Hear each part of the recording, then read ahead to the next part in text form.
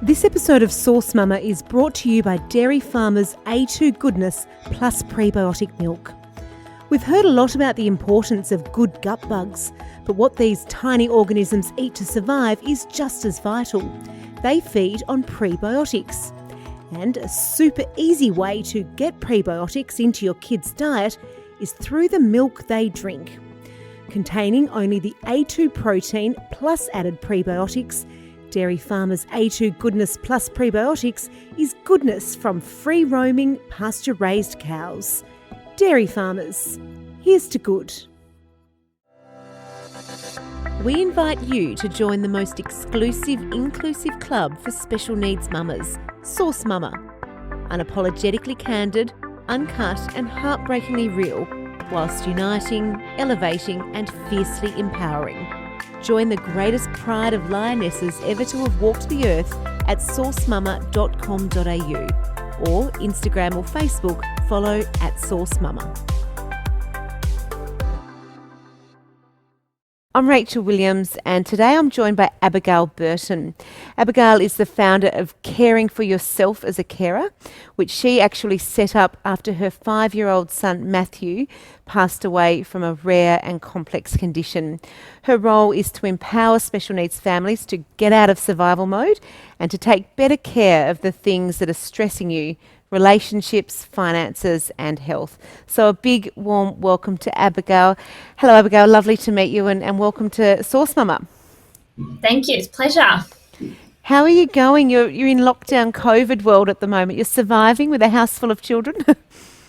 Yeah, so it's always the risk of them bursting in here, but it's not been too bad. I find it easier to focus on the things that I actually need to be doing as opposed to all the crazy comings and goings. So I'm doing pretty okay. But I think the husband and the kids are a bit more stir crazy. That's always the way. Look, thank you for joining us and sharing a little bit about your story with us. And I'll ask you to detail that because I know that when Matthew passed away, he was one of, I believe, only 2 children in the world who had the condition that he had. So I can imagine that it's challenging to share your personal experiences. But can you just take us back, introduce Matthew to us and tell us about him and what he was like in your life? Sure. So like you said, he had a complex medical condition and he was one of 3 when he died, but only the second person to be diagnosed. And already have company. What are you doing, all right. We love company here at Sauce Mama. We're used to it. What do you need, bud? He's trying to do his schoolwork, but all his school supplies are in here. Oh, okay. Did ask him to get them. Yes. I shouldn't say it's a boy thing. It's just a child thing, isn't it? Yeah. So Matthew, we didn't get a diagnosis until he was 4.5. And at that point, he'd been in palliative care since he was 12 months old.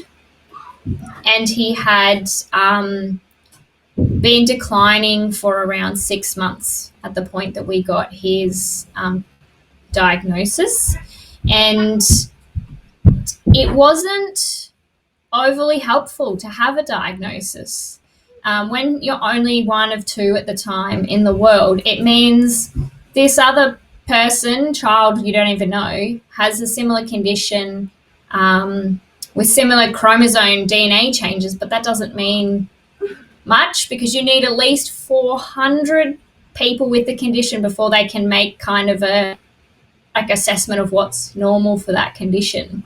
So it didn't mean much, and it wasn't until we had an MRI which showed changes on his brain another 3 months later that we knew we could draw the connection between what had been going on the last 9 months.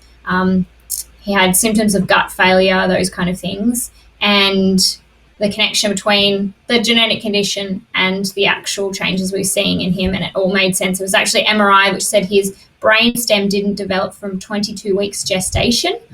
The brainstem is responsible for things like breathing, your heart rate, and probably gut-related digestive stuff. So and that stuff's supposed to happen regardless of whether you're conscious or not.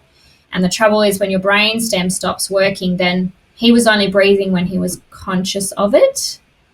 and in his last 14 hours, he only breathed 4 times a minute for 14 hours before he passed away, because that was clear at that point that his brainstem had stopped working. That must have been a really horrible, haunting experience to live through as a young mum. Absolutely.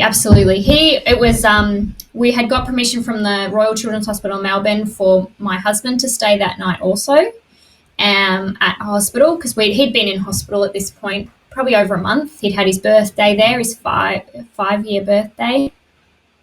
We broke him out of hospital. We got a 4-hour leave pass and a palliative care nurse and a lot of drugs to take him to his birthday party, which that week they'd kind of gone, oh, it should be all right. Maybe we'll postpone the party, and when he's feeling better, he can do it. And then they went, actually, no, maybe just do it. Just go do it. And they organised that all. And he actually declined at the point we put him in the car to start bringing him home from his birthday party. Just something that you would never, ever wish upon anyone to go through, I'm assuming. And hello, you've got a big brother here as well. Yeah, so this is Shane. He's hello, 8. Shane. He's 2.5 years older than Matthew. So he was there for all of it. That must be really hard as well to know that you've got an elder child who was healthy to look after at the same time. How did you rationalise that?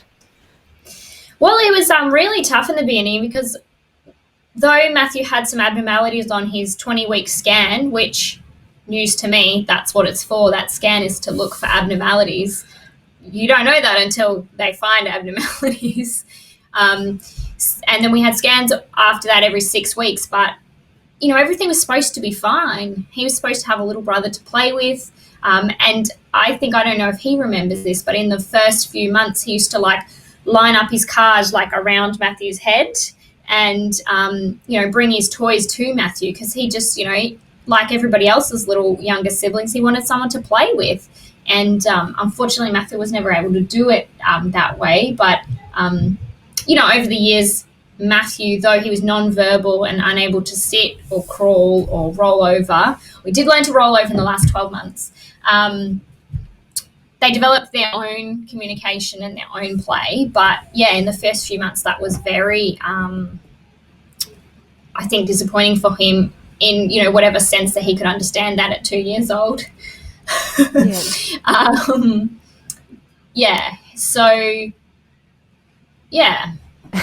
He's trying to make his moment of fame stretch a little bit further there on the TV screen, which is brilliant. So this is quite typical to some of the behaviour we would see. Long admission in hospital, he'd be happily watching screen time, and then the doctors would come in to do their rounds, and then similar behaviour would ensue. And that, a lot of parents that we do talk to through Source Mama and Source Kids sort of say it's really hard to get that juggling act of the needs of the other children as well. Please stop doing that. Yeah, it is really tricky. And one of the things that I tried really hard to do was to get lots of other people to pay him lots of attention, because I knew I wasn't giving him that. I really liked it in the last 6 months when family members, cousins, uncles, aunties would come to the hospital. So we didn't have to leave. And we had Mackenzie then too. Mackenzie's 2 years younger than Matthew. If they could take them to go to the playground, to go to the Starlight Room, to go get food or whatever, and have or to go to the zoo. Or to the zoo, because we had a zoo membership, and because that's just around the corner from the hospital. And there's a tram that goes straight there. And a tram that goes straight there. He's got it totally covered. He had it totally covered. And if he goes into hospital, we would get to the point where we'd probably let him just go where he needed to go, because he knew exactly what was going on. But it wasn't quite old enough for other people to be okay with that. No, fair enough. So that was a big decision for you, knowing what you were going through with Matthew, to have another baby. Was a tough call because we didn't have a diagnosis then. And we had regular meetings with our geneticist, and that was obviously one of the conversations we had quite early on. And they told us that there was a 25% chance that any further children that we had would have the condition. And there was no testing we could do because without a diagnosis, you don't know what you're testing for, so you can't check. We did, when we got pregnant with her, I went with the women's hospital just up the road from the children's hospital, and actually some of the same geneticists work at both hospitals. So when my name came across their desk, they recognised Matthew's case immediately, and they called me. They're like, "Hey, Abby, your name just came across my desk." There are lots of benefits to being a regular at hospital. Yes. And they said, "Look, you can get testing, and you can go have, like the Down syndrome type test run, but none of that's going to pick up what was wrong with Matthew." No. Because one, we don't know what's wrong with Matthew, and two, it's a really specialised test, so none of that's going to help. Yeah. And I remember my mother-in-law's initial response to us telling her we were pregnant. We waited a long time before we told people because we were expecting that response of, "Oh, how can you be thinking of having another child?" And she was like really excited, and then the first words out of her mouth were, "You can test for that." Yep. And we were like, "Test for what?" Exactly. Like, no, it's not a thing. So yeah, 25% chance, but all of her scans went really well. All of those things went really well. So we just had to hope and pray. Her labour went really well. Matthew's labour didn't go well. He had to be resuscitated. And then he went into special care for 5 days. So when labour went okay and all the scans had been okay, you kind of get a little bit more reassured as the process went on. And so that was a little bit reassuring. But the midwife knew the story, knew everything that was going on, and she checked him over and double-checked him and then went to the paediatrician and said, "Look, this is everything." And he's like, "I can come look at him, but it sounds like sounds like you've covered everything. There's nothing to see." And we didn't know Matthew was very sick until he first got admitted to Children's Hospital at 9 weeks old. Okay. So he was resuscitated and went to special care, and they did order his first lot of genetic tests, but they didn't actually know or think for sure that something was wrong. Because some of those things, I'm sure we all know people whose kids have been to special care, and even been resuscitated at birth, but that means not, it happens sometimes. Yeah. It doesn't mean there's something wrong. So how has his loss changed you as a person and as a mother and as a family unit?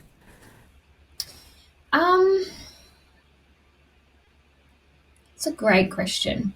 I think I've learned to be a lot more gentle with myself. And I probably could have done with that lesson years ago. But, if you're just not up for things, you're just not up for it. And I think having lost Matthew gave me permission to give myself that space, and learning that emotions take a toll on your energy, and I think we feel like, "Oh, I've had a bad day," whatever, we don't think much of it. But when you have such a big thing happen, you can see proportionately how much it physically affects you. All physiology stuff gets affected, and that's when you start really tying the two between your energy, how your body's feeling, and what you're actually going through is massive. So when I've been going through things since then, it's been about, okay, how much is this actually affecting me? How much space do I actually need to give myself to, go through this well in a healthy way? We've continued to stay connected with very special kids, which we really appreciate. The associations that don't end with the death of the child is really, really important, because otherwise your whole world would just disappear. We don't go to the hospital, we don't see all those therapists, we don't see all those nurses who are like Matthew's, second family. And before he passed away, I was really concerned about that, because I spent so much time with those people. I was like, what's going to happen to my life afterwards? My husband was very "Oh, now you can help out in class at school and get to know the school mums." And I was like, whoa. No, if I've got free time now that I didn't have before, I want to choose to use it for something that I want, as opposed to like being told by What everything you around think you me should do. Yeah. what I And think you should do now. we spoke at the start, and I asked you the question: is there anything off the table for this interview? But I think, and you said no. But what I want to know is, do you ever wish people didn't ask a particular question, or conversely, do you wish people did ask you a certain question so that you could say what you're feeling and explain how you felt and what you went through? Mm. I think people depends on the environment. So some people just avoid talking about him altogether, and sometimes that's makes it really hard for me to be open about it because I know that they're not. You know, they've obviously already taken that step to protect themselves, and I'm like, well, what about me? You know, I'm the one who actually like lost Matthew. And other times, people, I remember the first few months, especially, like maybe the first 6 months, people would go ask me how I was. They'd come up and, you know, do sad face and be like, how are you? And then they would do this thing where they kind of stood back, like almost holding out their hands to like catch me in case the question made me, you know, fall apart kind of thing. And I'd be like, look at me. Do I look like I'm going to like fall apart just because you asked me how I was? And I wrote an article about it. I said, if I lie, which I might, and say, oh, yeah, I'm fine, that's because I don't feel safe or that this is the place to do it. Like, don't ask me at work in the middle of a deadline or whatever, you know, how's it been? How's it going? How's the family? And expect me to, like, give you the full detailed account when, like, I just can't go there right now. So I might just, you know, everyone says, oh, yeah, it's good, you know. I might do that. But, yeah, and it's my relationship with you. Like, you're some, like, random acquaintance. I'm not going to give you the full detailed description of what's going down in my family and how we're handling it. I need to feel safe. One thing that people said, especially people from very special kids, and a lot of the volunteers there have grief counselling training and all kinds of things, and one of the things that they always said, which really touched me, was when I saw them for the first time, they would say, I was really sad to hear about Matthew. And I really appreciated that because they were owning their feelings and how it affected them. And they weren't projecting anything on me. Mm-hmm. They didn't say, oh, I'm really sorry, that's really sad. Or they didn't conversely say, you know, he's better off or any of those things. They just owned how they felt about it. And it was really touching because I then knew how it affected them and how important he was to them, which even now when people message me or like a cousin says, you know, my sister-in-law will message me and be like, Maddie, who's about Mackenzie's age, Madeline, was talking about Matthew today and said she missed him. You know, tell me that you miss him. Tell me that how he's affecting your life and how you're missing him. But don't project any of what you think or feel on me.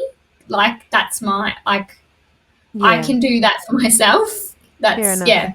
You mentioned that you'd written an article. Writing's become quite a cathartic thing for you on this journey, hasn't it? Yeah, so I started writing, maybe 8 weeks after Matthew passed away. I started the Caring for Yourself as a Carer blog because, yes, that's definitely part of how I process, especially at night time. I know lots of mums do it, but, you know, you like the quiet when no one else is, everyone's in bed and you just get some time to yourself.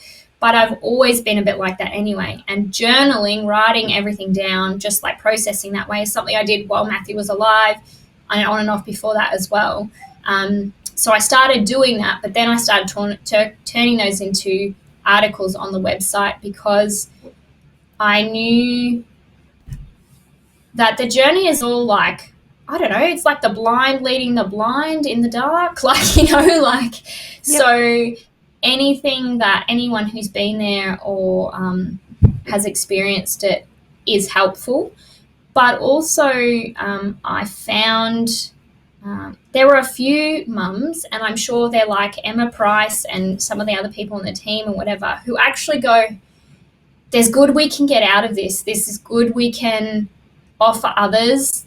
There's positive to this, and, I can be better and grow and all of those things through this journey. And I don't have to just stay stuck and miserable and depressed. I can actually figure out how to do this. And there are a few people like that. But what I noticed is that's not the majority. And it probably never will be the majority.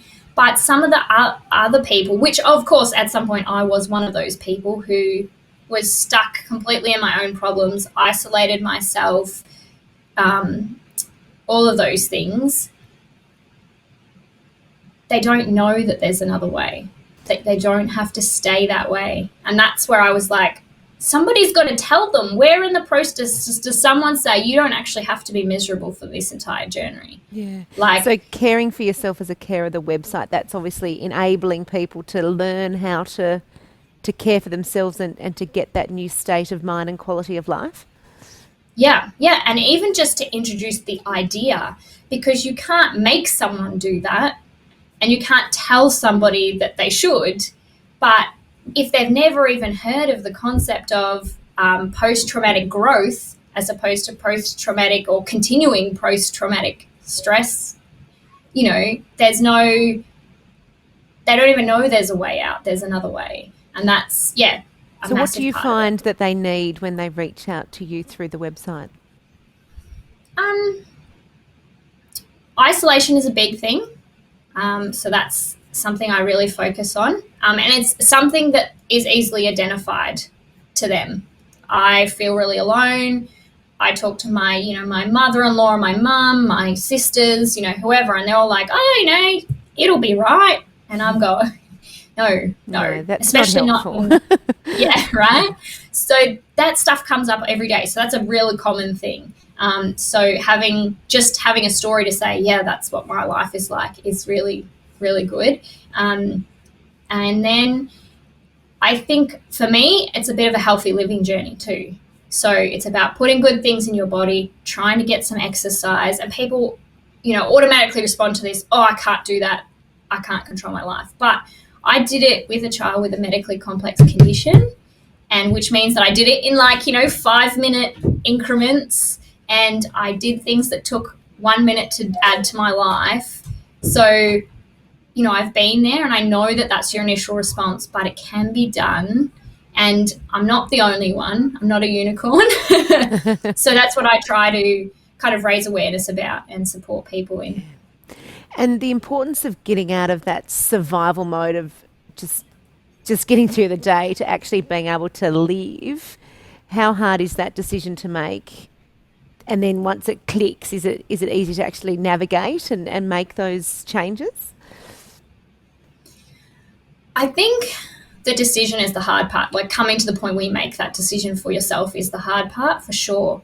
And that's something I'm working through regularly, is because everybody has different personalities, takes things differently, those kind of things. So that's something I'm working through. I don't think there's a universal answer to how you get to that point that you make that decision. But I think once you make that decision, it's a bit like your eyes are suddenly opened to the opportunities, because when you make a decision, you've opened up all those pathways, and suddenly you'll see a whole bunch of options in front of you that you just couldn't see before you made the decision. Some people say, people like to have everything figured out before they make a choice about something. And sometimes that's not possible because you can't see the opportunities until you've made that decision. So that's where I like to support people, just to kind of see that somebody's doing it, and ask them, when I'm regularly checking with people, because I visit, when it's not Corona, I visit the hospital once a week, and I also help host the Very Special Kids coffee morning at the hospital once a month, those kind of things. And I ask things like, and other people ask it, other professionals ask it, and they always get the, oh, no, it's fine answer. But if I can, on a peer level ask, what have you eaten today? Oh, I had an apple. super healthy. Is that the only thing you ate today? You know, like just to kind of jog is there something else you can do? Because it doesn't have to be a hard thing, you know, a hard choice you make. And an apple is better than a packet of chips, but it's not enough for a whole day's food. No, I'm just amazed. Like, you would be forgiven for, you know, I know that you said about those contacts and connections you had, but to still be maintaining a presence in this world despite his passing is just phenomenal. You must get just as much out of it as what you give. Definitely. I enjoy being part of a community that understands what I go through, especially the very special kids' families and the families that are in hospital all the time. I enjoy, I don't know, if I go hang out with the school mums, they're not going to ever bring up a scenario where I can go, oh yeah, I'd live that. Like not in my recent memory, not in like the last 6 years have, you know, like I've got two other kids, so I'm not completely out of the loop, but it's not what immediately comes to mind. I remember going out with my mother's group one night. Some of the girls booked into a hotel. We went to Witches in Britches or something, you know, like, and we were sitting at the, you know, having cheese and crackers and whatever beforehand. And one of the girls like, oh yeah, my daughter, she's got cellulitis. And I went, oh yeah, that's awful. And she goes, oh yeah, we have to do antibiotics and blah, blah, blah. And I was like, oh yeah, and then you have to do the bleach baths where you, warning, scrub off the skin to like the infected skin. And they all just like, and the mum was telling a story. She goes, you must have like a story, like a one-up story for every story. And I was like, sorry. Yes, I do. I don't, like, I thought we were talking about the same thing. Yes. We weren't talking about the same thing. Okay. It wasn't the same. Like, it's cellulitis, but in a healthy child, it looks a bit different from in a child with, you know, who's immune compromised or, you know, sensitive. So, like, I was like, I thought we were on the same level. I thought this was finally something that I could like. And then they're like, oh my God, what are you saying? And no one ate the cheese and crackers after that, did they? I know. Luckily, there was wine involved, so I think it was the moment was over quickly. Yes, I think for the sauce, Mum, we do drink responsibly, but I think wine often helps, doesn't it? So I'm actually not a drinker myself. I'll have one for you then. So just, I suppose, just in wrapping up, what would you tell someone who, obviously with Matthew's condition, it was so rare, but there are so many other families facing rare diseases on the journey and not having a diagnosis. What do you tell people to, you know, help them go about their journey? If your child has a rare condition and the doctor says when you get into ED, what is it? I'll Google it. You are probably the world's foremost expert in that condition. Own it. Like, you know your child, you know, like, the day-to-day, and if their condition is rare, you're a wealth of information that can be used. So own that as a parent of a child with a rare condition, absolutely. Oh, we're going to have an interruption. Well, we appreciate your time, and I know that you've got kids homeschooling and we can hear them in the background, but thank you. You've been remarkable, and it's been really lovely to. Hello, Shane, wasn't it? Shane's 8, Mackenzie, nearly 5. She said, didn't she? Yes. So you've got your hands full, but thank you very much for your time. We appreciate it. Of course, people can follow your blog and all the details on the website. Thank you very much. Yeah, absolutely. Wonderful. Well, look, thank you so much for that, Abigail. And as I said earlier, I'm Rachel Williams, and it is my pleasure to bring you these Source Mama podcasts. You never know what interruptions we're going to get or what sort of information we're going to glean. So if you have enjoyed this episode, please check out our other episodes, and we will have some more coming for you soon. There is also plenty more inspiration over on the sourcemama.com.au website. And of course, you can follow us on Instagram and Facebook. And there is even a private Facebook group that you can become a member of and feel very exclusively inclusive in that as well. So thank you to all the special needs mamas out there. I hope you have enjoyed today's podcast, and we'll see you again soon. This episode of Source Mama is brought to you by Dairy Farmers A2 Goodness Plus Prebiotic Milk. We've heard a lot about the importance of good gut bugs, but what these tiny organisms eat to survive is just as vital. They feed on prebiotics. And a super easy way to get prebiotics into your kids' diet is through the milk they drink. Containing only the A2 protein plus added prebiotics, Dairy Farmers A2 Goodness Plus Prebiotics is goodness from free-roaming, pasture-raised cows. Dairy Farmers, here's to good.